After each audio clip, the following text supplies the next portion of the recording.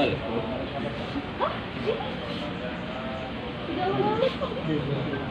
Berapa kali kamu melakukannya? Buka Sama kopi siapa aku. aja? Kopi aku buka. Diajak teman. Kopi aku buka. Diajak teman kan kenal di sayang kan dia kan mau kan. Pas itu ketemu di tempat TKP itu kan aku nunggu di samping gede kan. Nah, dia masuk ke orang dua. Langsung pakai kabel tuh baru berangkat itu kan bilang ada hari ibu. Namanya belajar depan tuh kalau banyak manggil kan tetap ya mereka satu Pencurian kabel listrik dengan kerugian diperkirakan sekitar 30 juta.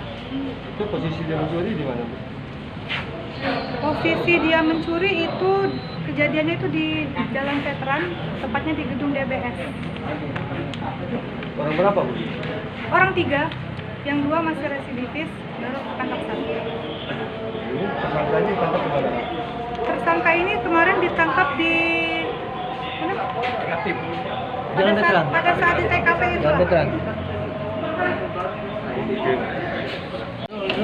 Pertama kali komentar tadi.